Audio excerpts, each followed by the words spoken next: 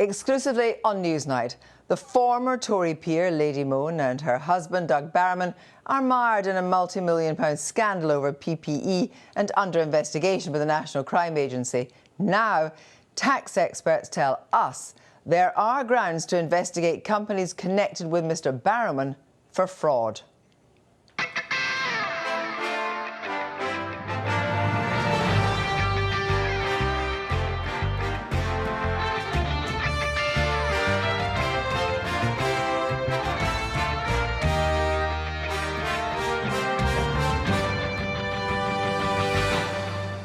Doug loves fine art, fast cars, and the better things in life. There's no consequences for him. He's just going to keep doing it again and again. So will Doug Barrowman now face more scrutiny by HMRC? Good evening. Douglas Barrowman, a self-described Scottish billionaire, along with his wife, the ex-Tory peer Michelle Mone, made millions from selling personal protective equipment to the UK government during the pandemic.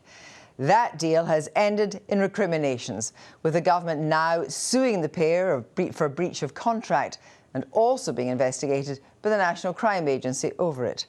But tonight, a major investigation by Newsnight and BBC Verify, working with tax policy associates, suggests the potential for yet more legal jeopardy for Mr Barrowman.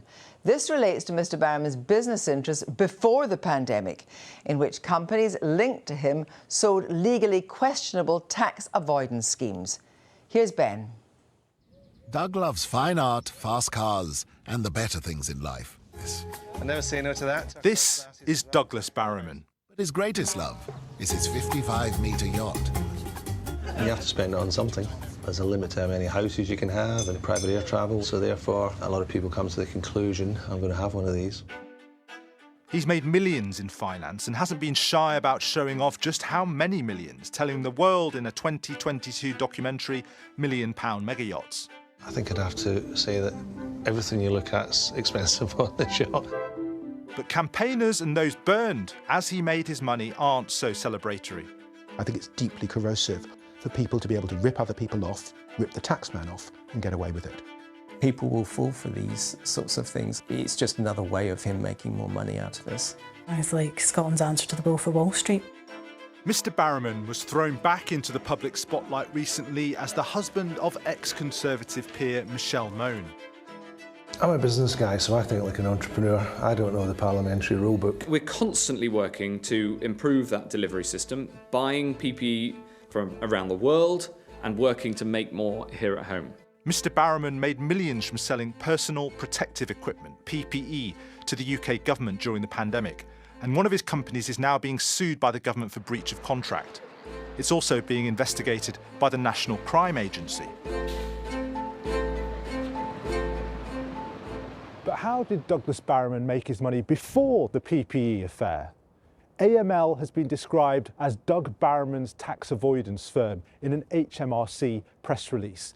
In the 2010s, AML promoted a scheme which would supposedly enable self-employed contractors to avoid income tax by converting their salaries into a loan from an offshore trust, a loan which would never need to be repaid. We've used top tax barristers in the UK to ensure that every aspect of the service is within the boundaries of current UK legislation and case law. Visit our website calculator to find out what you could be taking home with AML. The problem was that these disguised remuneration schemes weren't legally sound, and HMRC eventually clamped down in 2016, landing those who had been sold Mr Barrowman's schemes with often huge loan charges. Doug Adams was one of them. He had taken out a loan with one of Mr Barrowman's companies in 2011 when he was an IT contractor. He ended up facing a loan charge of £90,000 from HMRC. It's impacted my health. I've been to hospital several times with chest pains. It's 100% caused by the stress from the loan charge. You know, I did meet someone, but I was suffering from depression at the time. We got married and, you know, I'm pretty sure this has contributed to my divorce, and now I'm having to sell my house, you know, to basically pay off the divorce settlement. It's effectively destroyed my life. It's meant that, you know, at the age of 56, I'm going to be homeless. And, you know, with property prices as they are in this area, I won't be able to live here anymore. Amy Ross, an oil and gas sector contractor, also signed up for the same scheme in 2011. In 2015, she received a letter from HMRC informing her that she owed a considerable sum of money.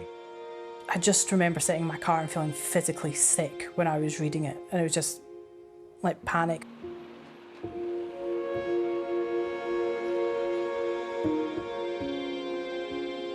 It was over £4,000 a month for 3 years. I can't pay them more than I have coming in. It's always there in the back of your mind. Every now and again you can forget about it, and then one of these brown envelopes from HMRC lands on your doorstep. There have been cases of suicide which have been linked to the loan charge. Does it surprise you that it's had such an extreme impact on some people? No, that doesn't surprise me, because I do remember having some, you know, momentarily sort of similar thoughts. I think, you know, when you're lying in bed at night thinking, I can't afford to pay this, I don't know what I'm going to do. So I'm not surprised that some people kind of went all the way there.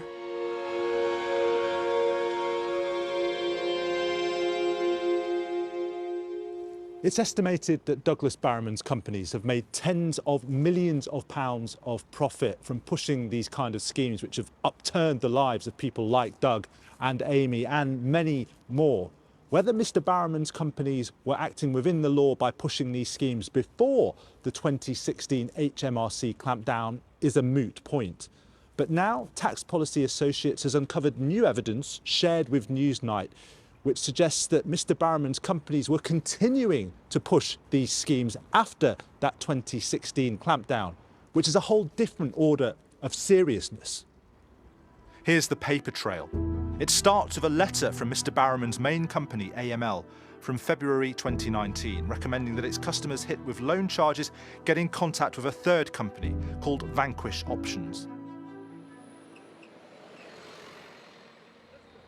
Vanquish was pushing a convoluted scheme which would supposedly clear the individual's loan charge liability by converting it into yet another loan, for a large fee of course. The problem from the perspective of HMRC was that nothing had changed. The individual still had a loan and was therefore liable to the loan charge. But Vanquish was advising people that it would square them with the tax authorities. Here's a letter to someone who signed up to the Vanquish scheme, claiming they now have no outstanding liability. And note the date of the new loans made referenced, between 2017 and December 2018. Remember, this is long after HMRC had made 100% clear that these were not legitimate tax avoidance schemes. Yeah, it was again criticised for being retrospective. Now, some of these arrangements would have undoubtedly have received accelerated payment. Tax experts believe it's this that creates grounds to investigate whether these companies connected to Mr. Barrowman have engaged in fraud towards HMRC, not least because it puts down in writing something that simply wasn't true. Well, I think there's undoubtedly enough for HMRC to justify opening a criminal investigation. Whether they would, in the event, find sufficient evidence to give them confidence that they could proceed through the courts with such a criminal charge, that obviously would be dependent upon what evidence they found, and that in itself will be quite a challenging task, given that probably most of the evidence they'd be looking for is outside of the UK. We have reached a point where we perhaps do need to see some of these businesses and the individuals that run them being held to account properly for what they sell. And if this type of thing doesn't come within the scope of that sort of approach, then it's difficult to see what would. Now, Mr. Barrowman has long denied any connection with Vanquish, but Newsnight has seen new evidence which casts considerable doubt on that denial. It turns out emails from Vanquish use the same email server as AML. AML's email headers show that its emails originate from IP address 89.107.1.218, the same as that found on Vanquish emails.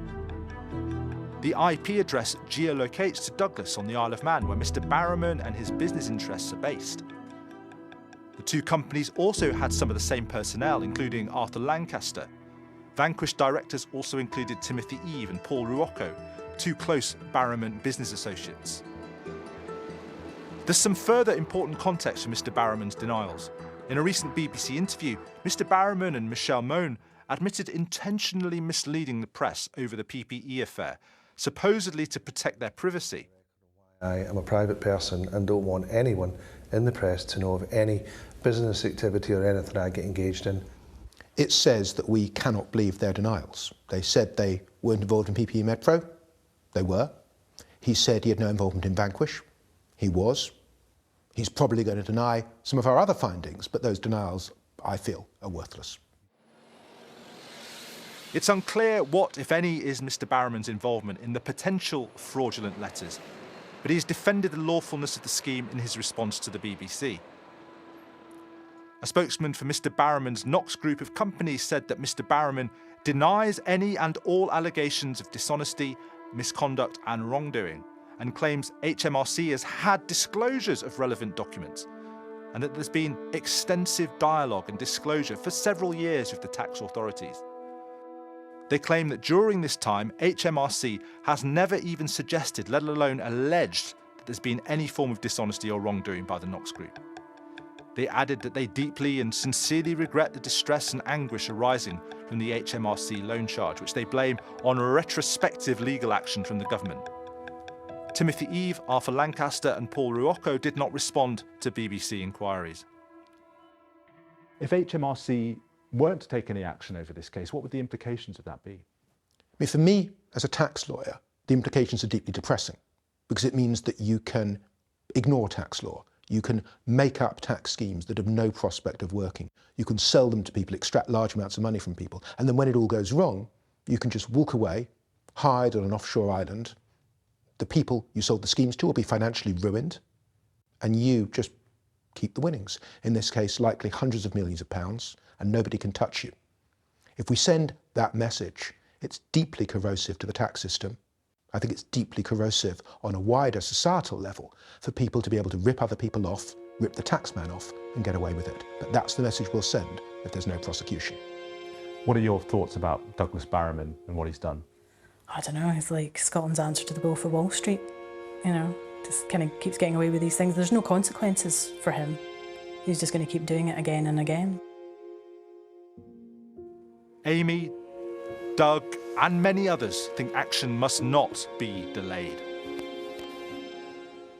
Well, Ben's here now. Where does this go next? Well, Kirsty, of course, there's a bigger context to this story because it wasn't just Mr. Barrowman who was selling and promoting these schemes, as his spokesman was very keen to stress to us when we put these charges to him today. Although the evidence suggests that he was one of the largest players in this area, there's estimated to be actually 60,000 people caught up in these loan charges. And as it happens, there was substantial debate in Parliament today about those loan charges and HMRC's approach, with many MPs from all sides lining up to criticise HMRC for going after individuals rather than the promoters of the scheme, like Mr. Barrowman. And for a flavour, let's listen to Labour's Darren Jones.